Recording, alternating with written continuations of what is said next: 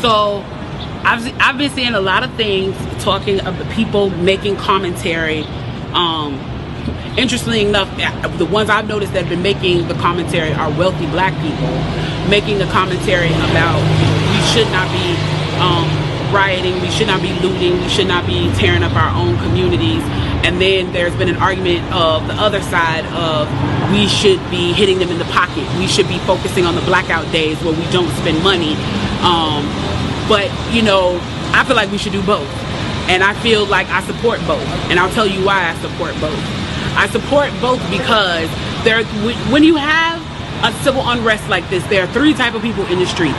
There are the protesters, there are the rioters, and there are the looters. The protesters are there because they actually care about what is happening in the community. They want to raise their voices, and they are there strictly to protest. You have the rioters who are angry, who are anarchists, who really just want to fuck shit up, and that's what they're going to do regardless. And then you have the looters.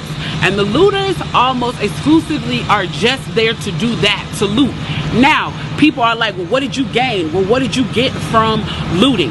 I think that as long as we're focusing on the what, we're not focusing on the why, and that's my issue with that. As long as we're focusing on what they're doing, we're not focusing on why they're doing. And some people are like, well, those aren't people who are legitimately angry about what's happening. Those are people who just want to get stuff. Okay, well then, let's go with that. Let's say that's what it is. Let's ask ourselves why in this country in 2020, the financial gap between poor blacks and the rest of the world is at such a distance that people feel like their only hope and only opportunity to get some of the things that we flaunt and flash in front of them all the time is to walk through a broken glass window and get it. That they are so hopeless that getting that necklace, getting that TV, getting that change, getting that bed, getting that phone, whatever it is that they're going to get, is that in that moment when the riots happen and if they present an opportunity of looting, that's their only opportunity to get it. We need to be questioning that why. Why are people that poor? Why are people that broke? Why are people that food insecure, that clothing insecure, that they feel like their only shot, that they are shooting their shot by walking through a broken glass window to get what they need? And then people want to talk about, well, there's plenty of people who pulled themselves up by their bootstraps and got it on their own.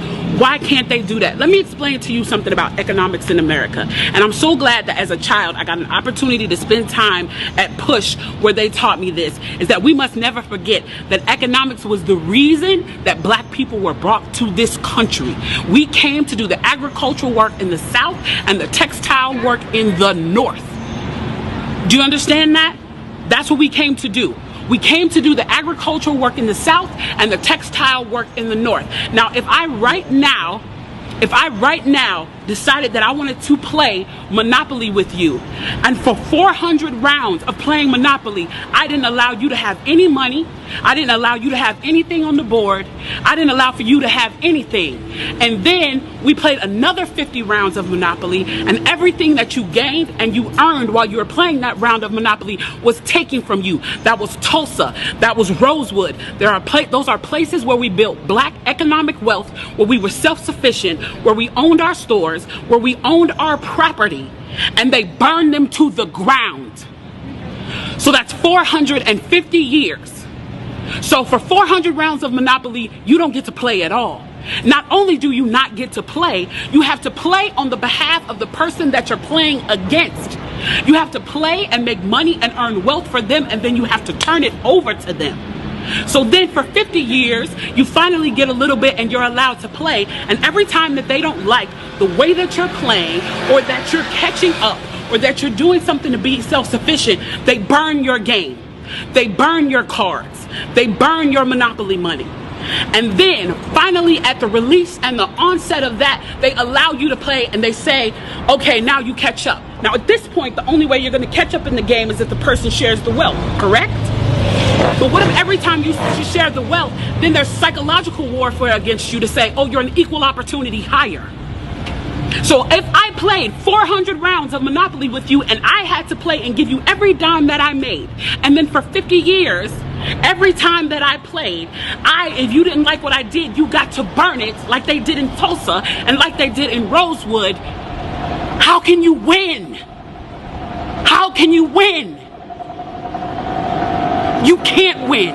The game is fixed. So when they say, why do you burn down the community? Why do you burn down your own neighborhood?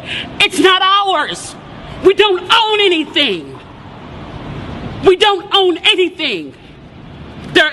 Trevor Noah said it so beautifully last night. There's a social contract that we all have. That if you steal or if I steal, then the person who is the authority comes in and they fix the situation. But the person who fixes the situation is killing us.